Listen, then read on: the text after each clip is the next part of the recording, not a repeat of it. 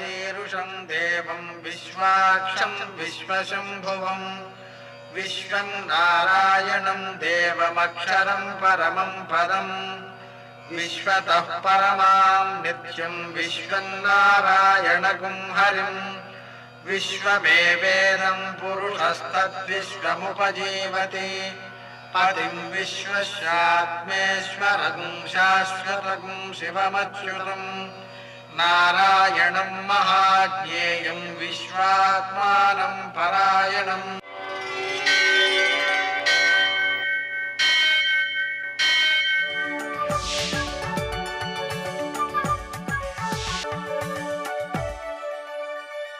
सूर्यशौर्यमथेन्दुरिन्द्रपदवी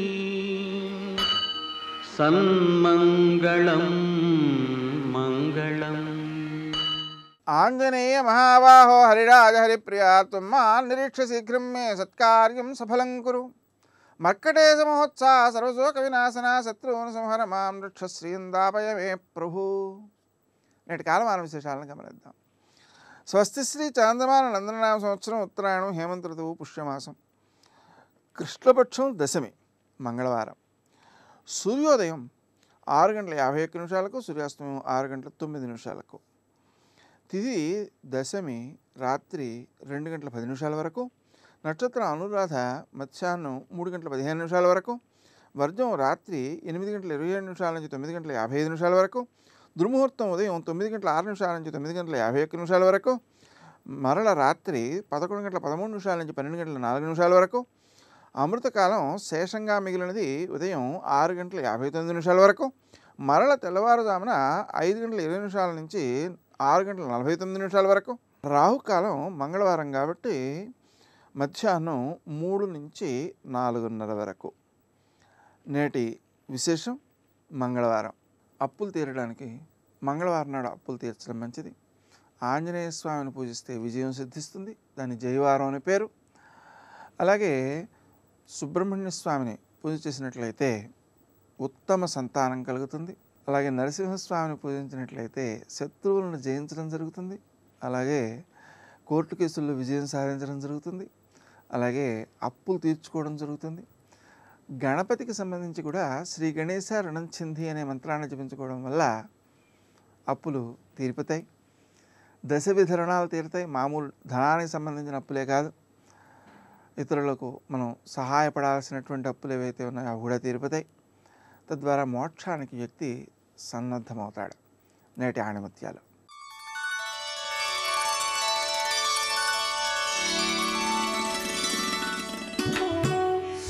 శరీరానికి ఆహారం ఎంత అవసరమో ఆత్మకు ధ్యానం కూడా అంతే అవసరం.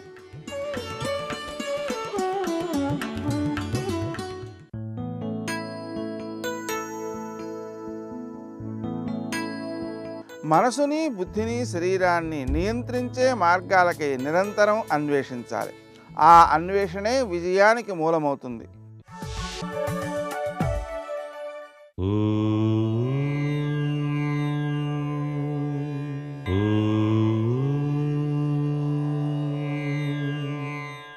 ఓం నమో నారాయణాయ. ఓం నమః శివాయ. శ్రీమాత్రే నమః. తులసి చేసేటువంటి మేలు ఆద్యంతము కూడా అదృష్టకర ప్రభావాన్ని ప్రసాదిస్తుంది మానవాళికి. ప్రతి గృహంలోనూ కూడా తప్పనిసరిగా తులసి మొక్కను నాటేటువంటి విధానం మన భారతీయ సంస్కృతి సంప్రదాయంలో గొప్పగా చెప్పారు. సకల ముక్కోటి దేవతల యొక్క సారమంతా కూడా ఆ తులసి దళంలోనే ఉన్నది అని. విష్ణుప్రియ, విష్ణుమూర్తికి చాలా ప్రీతివంతమైనటువంటి ఈ తులసి మొక్కను తప్పనిసరిగా ఆరాధన చెయ్యండి అని చెప్పేసి మన భారతీయ సంస్కృతి సంప్రదాయం తెలియచేస్తోంది. ఏ గృహిణి అయితే తులసి చెట్టు వద్ద ప్రదక్షిణాలు నిర్వహించి దీపారాధన చేస్తుందో ఆ గృహిణికి సౌభాగ్య సిద్ధిని కలిగిస్తుంది ఆ జగన్మాత అని. అందుచేతనే కృష్ణ భగవాన్ యొక్క ఇల్లాలు అయినటువంటి ఆ రుక్మిణీదేవి కూడా నిత్యము కూడా తులసిదేవిని అర్చన చేసేది. అందుచేతనే స్వామివారి యొక్క కృష్ణ తులాభార విషయంలో కూడా కేవలం తులసి దళాన్ని ఆ స్వామికి సమర్పించి ఆమె విజయాన్ని సాధించింది కదా అని కూడా చెప్పడం జరిగింది. తులసి ఆరోగ్యప్రదమైనటువంటి ప్రభావాన్ని కూడా కలిగిస్తుంది. విష్ణుప్రియ కాబట్టి నిత్యం కూడాను తులసి మాల చక్కగా అల్లి విష్ణు భగవాన్ని కనుక సమర్పించినట్లయితే సర్వత్రా కూడా శుభదాయకవంతమైన ప్రభావం మన మానవ జీవితానికి ప్రసాదిస్తాడు ఆ నీరజాక్షుడు అని.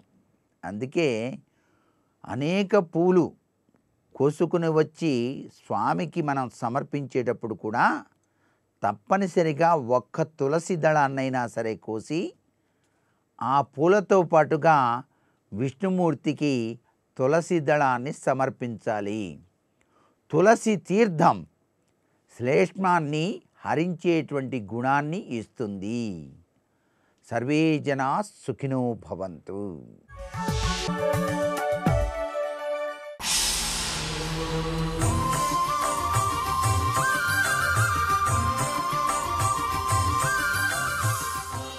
శతక సాహితీ సరస్వతికి నమస్కారం. దయతో ప్రాణుల నెల్ల ఆత్మవలె సందర్శించుచున్ సాధు సంచయమున్ గొల్చుచు సూనృతం బనుచు యుష్మత్పాద పంకేరుహద్వయమున్ మిక్కిలి భక్తిమై సతతమున్ ధ్యానించు పుణ్యాత్ముడు ఏ భయమున్ పొందడు నీ కృపా మహిమనప్పా సూర్యనారాయణ. ఓ సూర్యనారాయణ స్వామి, దయతో ప్రాణుల నెల్ల ఆత్మవలె సందర్శించుచున్ నీ భక్తుడైన సజ్జనుడు చాలా దయాహృదయుడై సకల ప్రాణుల ఎడల సమబుద్ధి కలిగి చాలా ప్రేమభావంతో వ్యవహరిస్తాడు. సాధు సంచయమున్ గొల్చుచు సాధువులైన మహాపురుషులని సేవిస్తాడు. సూనృతం బనుచు ఎల్లవేళలా కూడా సత్యాన్నే తెలియజేస్తూ సత్యవాక్కును కలిగి ఉంటాడు. యుష్మత్పాద పంకేరుహద్వయమున్ మిక్కిలి భక్తిమై సతతమున్ ధ్యానించు. నీ పాదపద్మములను నిరంతరము కూడా అత్యంత భక్తి శ్రద్ధలతో కొలుస్తాడు, సేవిస్తాడు. సతతమున్ ధ్యానించు, నిరంతరము కూడా ధ్యానిస్తాడు. అటువంటి పుణ్యాత్ముడు ధ్యానించు పుణ్యాత్ముడే భయమున్ పొందడు. అలా నీ పాదపద్మములను అత్యంత భక్తితో నిరంతరము ధ్యానించేటువంటి పుణ్యాత్ముడు ఈ ఇహలోకంలో ఎటువంటి భయాన్ని కూడా పొందడు. అతనికి భయాన్ని కలిగించే స్థితిని ఎవరూ తీసుకురాలేరు, ఎవ్వరూ కూడా అతని దరిచేరలేరు. అంతటి దివ్యానుగ్రహం నీవు ఆ భక్తునిపై ప్రసారం చేస్తావు. మిక్కిలి భక్తిమై సతతమున్ ధ్యానించు పుణ్యాత్ముడే భయమున్ పొందడు నీ కృపా మహిమనప్పా సూర్యనారాయణ. లోకంలో సహజంగా దుర్జనులు సజ్జనుల్ని పీడించటం జరుగుతూనే ఉంటుంది. దీన్ని తప్పించటం ఎవరి వల్ల కాదు, ఈ సృష్టిలో ఎప్పుడూ ఇలా కొనసాగుతూనే ఉంటుంది. దుర్జనులు సజ్జనులని పీడిస్తూ ఉంటారు. కానీ సజ్జనుడైన వాడు నీకు భక్తుడైనట్లయితే, నీ పాద పద్మములను నిరంతరము అత్యంత భక్తితో ధ్యానించినట్లయితే ఏ భయమున్ పొందడు. ఎవ్వరూ కూడా నీ భక్తుణ్ణి భయపెట్టలేరు, ఎటువంటి ఇబ్బందులకు గురి చేయలేరు. ఎందుకనంటే నీ కృపా మహిమనప్పా, నీ కృపా మహిమ చేత, నీ కరుణ వల్ల, నీ మహిమ వల్ల ఎవ్వరూ కూడా ఎటువంటి ఇబ్బందిని కలిగించినటువంటి స్థితి ఆ భక్తునకు కలుగుతుంది. అంతటి దివ్యానుగ్రహాన్ని నీవు ప్రసారం చేసి నీ భక్తులను అనుగ్రహిస్తావు అంటూ సూర్యనారాయణమూర్తి కరుణాహృదయాన్ని, ఆయన మహిమని ఆయన సద్గుణములను తెలియజేస్తూ సజ్జనుడైన వాడు సూర్యనారాయణుని పైన భక్తిని కలిగి ఉన్నట్లయితే ఏ విధమైన భయాన్ని ఆపదలను పొందడు అని చాటి చెబుతూ చక్కని తెలుగు పలుకుబడులతో గొప్ప శతకాన్ని వ్రాసి మనకు అందించిన శ్రీమద్ అజ్జాడ ఆదిభట్ల నారాయణదాసు గారి సూర్యనారాయణ శతకంలోని మరి ఒక పద్యాన్ని రేపు ఉదయం తెలుసుకుందాం. జై సూర్యనారాయణ.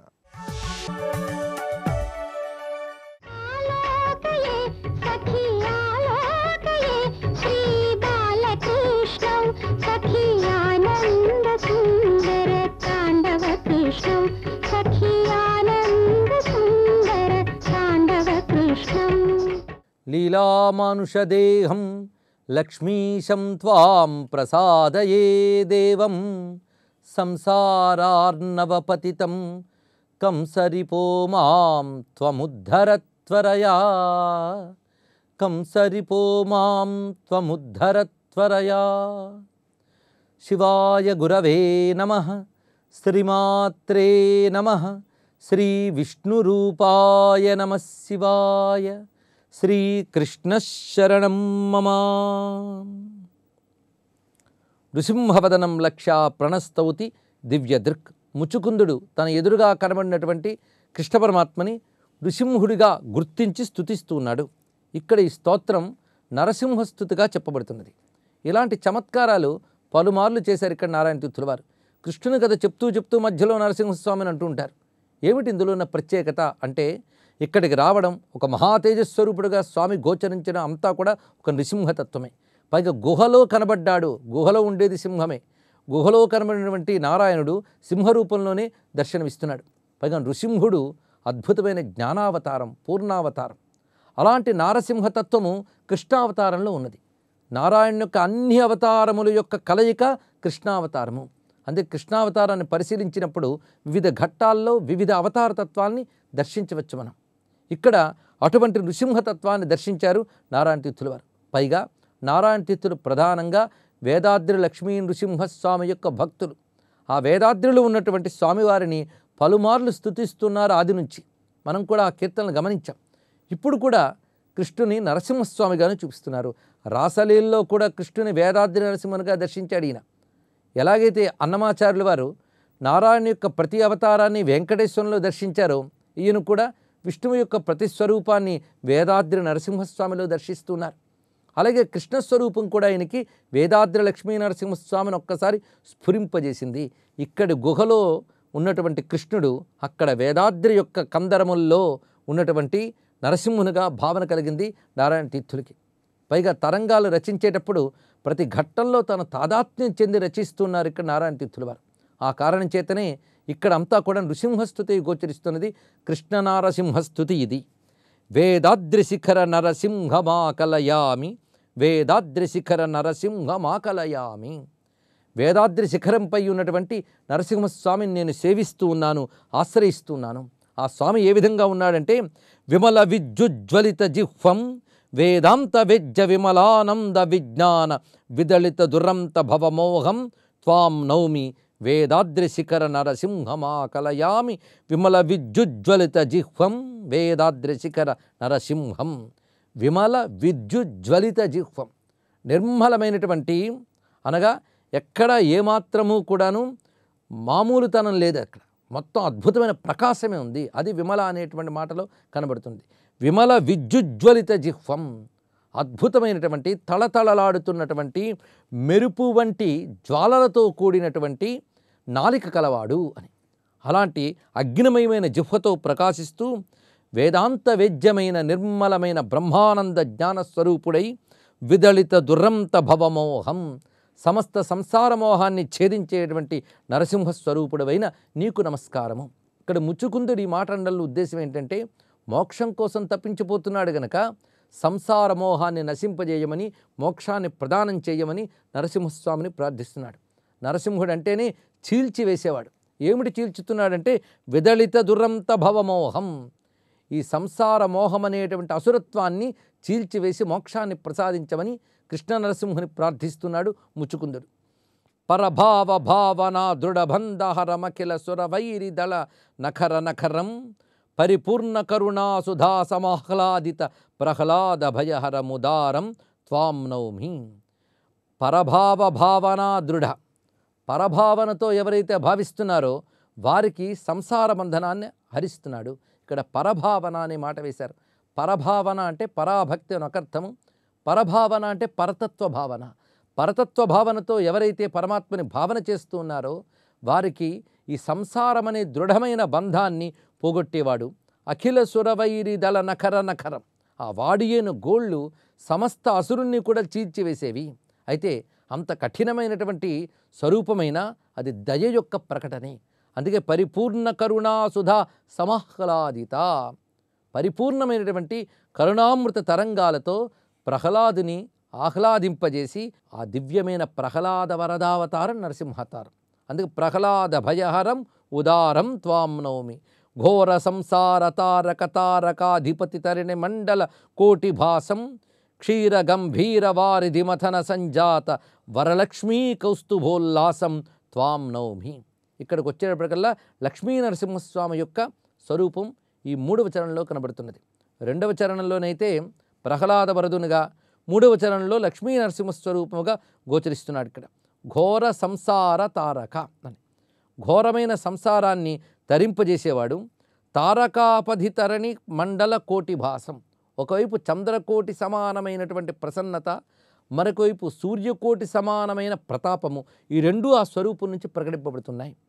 క్షీరసాగర మథనం నుంచి ఉద్భవించిన లక్ష్మీదేవి ఒకవైపు, మరొకవైపు అదే సాగర మథనం ఉద్భవించిన కౌస్తుభరత్నం మరొకవైపు, ఈ రెండింటినీ తన వక్షస్థలంపై ధరించి ఉంచినటువంటి నరసింహస్వామికి నమస్కారము. జగదండ శతకోటి జననీ కళత్ర జనన మరణాది భయ విదూరం నిగమమయ ఖగవర్య వరయాన సంచార నియతి లీలామయ శరీరం త్వాం నౌమి. జగదండ శతకోటి జననీ కళత్ర, జగదండ అంటే బ్రహ్మాండము అని అర్థం. ఈ బ్రహ్మాండములు ఎన్నున్నాయి? అనంతకోటి బ్రహ్మాండములు అంటారు. అందుకే జగదండ శతకోటి, లెక్కకందని బ్రహ్మాండములన్నిటికీ కూడా తల్లి ఆ మహాలక్ష్మి.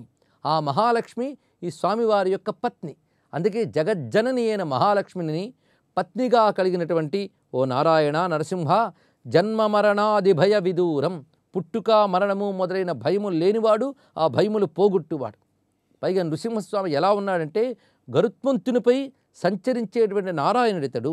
నిగమమయ ఖగవర్య వరయాన సంచార, నిగమమయ అంటే వేదమయమైనటువంటి, అంటే వేదస్వరూపుడైనటువంటి ఖగవర్యుడు అనగా పక్షిశ్రేష్ఠుడు గరుత్మంతుడు.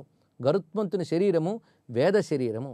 ఛందోమయేన గరుడేన సముహ్యమాన అని భాగవతం ఈ భావాన్నే వర్ణిస్తున్నది. ఛందోమయమైన పక్షాలతో గరుత్మంతుడు వేదస్వరూపుడుగా ఉన్నాడు. వేదవేద్యుడైనటువంటి నారాయణుడు నరసింహుడు ఆ గరుడ వాహనారూఢై ఉన్నాడు. అలా గరుడ గమనంతో సంచరించేవాడు. నియతలీలామయ శరీరం. ఈ నృసింహ కృష్ణ రామ ఇత్యాది స్వరూపములన్నీ లీలామయమైన స్వరూపములు. పైగా నియతము అనగా ఈ జగద్గతిని నిర్వహించడానికై ధరించినటువంటి లీలామయ స్వరూపం ఇది. మణిమయ కిరీటమణి మకర కుండల కాంతి మధిత దిగ్దశ తిమిరభావం అణిమాదిభూతిదమనన్య శరణార్థినాం ఆధారమఖిల సుఖసారం త్వాం నౌమి. మణిమయ కిరీటమణి మకర కుండల కాంతి. స్వామి పాదము నుంచి శిరస్సు వరకు దివ్యమైన ఆభరణములన్నీ ధరించి ఉన్నాడు. పైగా ఆ పాదముల దగ్గర మంజీరములు మొదలుకొని ఆ శిరస్సుపై కిరీటము, ఇక ఈ నడుము ఉన్నటువంటి కుండలములు ఇత్యాది ఆభరణములు ఇవన్నీ కూడా అద్భుతంగా ప్రకాశిస్తున్నాయట. ఆ ఆభరణముల కాంతితో దిక్కుల్లో ఉన్నటువంటి చీకట్లన్నీ తొలగిపోతున్నాయి.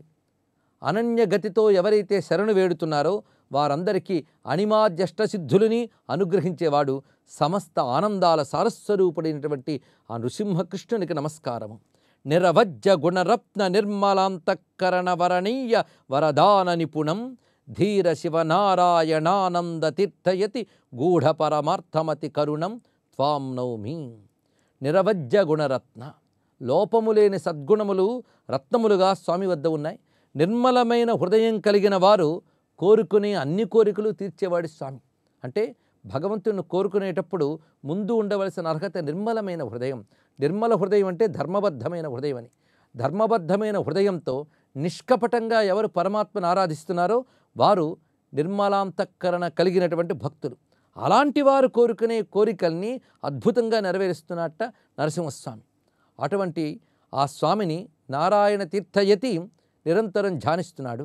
ఆ ధ్యానింపబడే పరమార్థ స్వరూపుడు కరుణామయుడు అయినటువంటి నరసింహస్వామికి నమస్కారము అని ఈ కీర్తనలో వేదాద్రి శిఖర నరసింహమాకలయామి అని ముచ్చుకుందుడు కృష్ణుని యొక్క తేజోమయ శరీరాన్ని ధ్యానించి స్తుతించాడు. పైగా ఈ స్తోత్రం చివర అంటున్నాడు ఒక శ్లోకంతో, ఉద్ధరోద్ధర గోవింద పతితం భవసాగరే భీకరే శ్రీహరే కృష్ణ వృష్ణివంశ సముద్భవ. ఈ సంసార సాగరము భీకరే భయంకరమైనది, దీనిలో పడి ఉన్న నన్ను నువ్వే ఉద్ధర త్వరగా ఉద్ధరించవయ్యా. 2 మార్లు ఉద్ధర అని చెప్పడంలో తొందరగా మోక్షం కావాలనే తపన కనబడుతున్నది. అందుకు పునరుక్తి. తొందరగా ఈ సంసార సాగరం నుంచి నన్ను బయటపెట్టు, సరిగ్గా ఈ సంసార సాగరం నుంచి బయటపెట్టు అనేది లక్ష్మీ నృసింహమవదేహి కరావలంబం అని శంకర భగవత్పాల్ వారు చెప్పినట్లుగా సంసార సాగరం నుంచి బయటపెట్టే స్వరూపమే నరసింహ స్వరూపం. అందుకు కృష్ణుడు నరసింహ రూపంలో గోచరించడం ఏంటి? తనని సంసార సాగరం నుంచి ఉద్ధరించమని చెప్పడమే. ఆ భావం ఇక్కడ ప్రకటింపబడుతున్నది. శంకర సంప్రదాయానికి చెందినటువంటి సన్యాస దీక్షలో ఉన్నటువంటి మహాత్ముడు నారాయణ తీర్థుడు. అందుకే ఇక్కడ నృసింహతత్వాన్ని భావన చేశారు. శ్రీహరే కృష్ణ వృష్ణి వంశ సముద్భవ, యదువంశంలో పుట్టినటువంటి స్వామి నన్ను తొందరగా ఉద్ధరించవయ్యా అని ఈ విధంగా ఎప్పుడైతే ముకుందుడిని స్తుతించాడో, ఇతి స్తువంతం ముచుకుందమాదరాత్ కృపాసుధావర్ష్టి దృశావలోక్య సహ హితం సమాదిశ్య చ సత్వరం పునః వివేశ సౌరిర్మధురాం అరిందమః. ముచుకుందుడి స్తుతి చేసిన తర్వాత కరుణామయ కటాక్ష వీక్షణాలతో అతన్ని అనుగ్రహించి తిరిగి వెంటనే తాను మధురా నగరానికి చేరుకున్నాడు. ముచుకుందుడు స్వామి ఆదేశం ప్రకారం నడుచుకున్నాడు. ఇది ఈ శ్లోకం యొక్క భావం. అయితే ముచుకుందుడు తర్వాతి స్థితి ఏమిటి మనం తెలుసుకోవాలి భాగవతం యొక్క ఆధారంగా. ఇక్కడ ముకుందుడు ఎప్పుడైతే అనుగ్రహించాడో ఆ భక్తుడు కోరుకున్నది, స్వామి నాకు ముక్తినివ్వు అని కోరుకున్నాడు. ముకుందుడు అంటే ముక్తినిచ్చేవాడు. ఎప్పుడైతే ఈ కోరుకున్నాడో అప్పుడు కృష్ణ పరమాత్మ మందహాసం చేసి ఈ జన్మలో నీకు కుదరదు అని చెప్పాడు. ఆ వైనాన్ని రేపు తెలుసుకుందాం. సర్వం శ్రీకృష్ణ చరణారవిందార్పణమస్తు. ఓం ఆంజనేయాయ నమః. ఓం ఆంజనేయాయ నమః. ఓం నమో హనుమతే నమః. మృత్యుంజయుడు హనుమత్స్వామి ప్రభావం ఊహలకు అందదు. తను నమ్మిన వారి కోసం ఆయన మృత్యువుతో కూడా పోరాడతాడు. ఆ కథను మనం కొంచెం తెలుసుకుందామా? మహావీరుడైన అర్జునుడు పూర్వజన్మలో హనుమంతుడి భక్తుడు. ఆయన శ్రీకృష్ణుడితో కలిసి ధర్మరాజు చేస్తున్నటువంటి యాగాశ్వాన్ని రక్షిస్తూ వెళుతున్నాడు. పక్కలోనే వెళ్ళాడు. అన్నిటా విజయ పరంపరతో విజయ యొక్క ధిక్కారంతో సాగుతూ విజయుడికి గర్వం కలగటాన్ని శ్రీకృష్ణుడు మెల్లగా చూశాడు. ఇంత గర్వం వస్తుంది అర్జునుడికి అనుకుని ఆ గర్వాన్ని నాశనం చేయకని అనుకున్నాడు కృష్ణుడు. అశ్వం వెంట అర్జునుడితో పాటు తాను కూడా నడుస్తున్నాడు. మంచి సుందరమైనటువంటి వనం ఒకటి వచ్చింది. వన సౌందర్యానికి అర్జునుడు అతడి సైన్యం అంతా మురిసిపోయాయి. అంతలో వాన కూడా కురిసింది. ఉరుములు ఉరిమాయి, పిడుగులు కూడా పడ్డాయి. ఇక సైన్యం అంతటితో భయపడి అర్జునుడి 10 నామాలను పలికారు. పిడుగులు పడటం, గర్జించటం అంతా ఆగిపోయాయి. అది అర్జునుడికి ఆనందాన్ని కలిగించింది. కృష్ణుని చూసి, కృష్ణ చూసావా, ఇది నా నామాల ప్రభావం అన్నాడు. అప్పుడు కృష్ణుడు, నారాయణ నారాయణ, నువ్వే కాదు నీ పేర్లు చాలా గొప్పవి అన్నాడు. ఆ మాటలు త్రిలోక సంచారం చేస్తున్నటువంటి నారదుడికి వినిపించాయి. ఆయనకు శ్రీకృష్ణ భగవానుడి యొక్క సంకల్పం అర్థమైంది. తాను నడిచే దిశను మార్చుకొని మెల్లగా యమపురికి వెళ్ళి యముణ్ణి కలుసుకున్నాడు. యమధర్మరాజా, నువ్వు 14 భువనాల వారికి కూడా తగినట్లుగా శిక్షను బాగా విధిస్తావు కదా, సమవర్తి అంటే నువ్వే వెయ్యా, సమంగా సరిగా పెడుతూ ఉంటాం అందరికి సరిగా. కానీ శ్రీకృష్ణుడి భావమరిది అర్జునుడు ఉన్నాడే, వాడి విషయంలో నీ మాట చల్లదని అనుకుంటున్నా.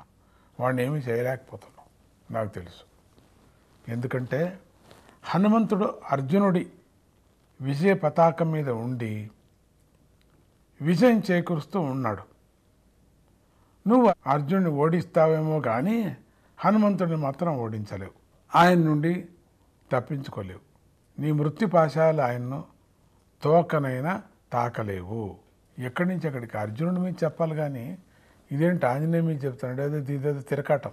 ఇవి ఉత్తి మాటలే, పెద్దగా పట్టించుకోకు. హనుమంతుడితో యుద్ధానికి దిగొద్దు. అందరూ క్షేమంగా ఉండాలి కదా, అందరూ చల్లగా ఉండాలి కదా అని నారదమని వెళ్ళిపోయాడు. ఆ మాటలు విన్న యముడికి మాత్రం చల్లగా ఉండలేకపోయాడు.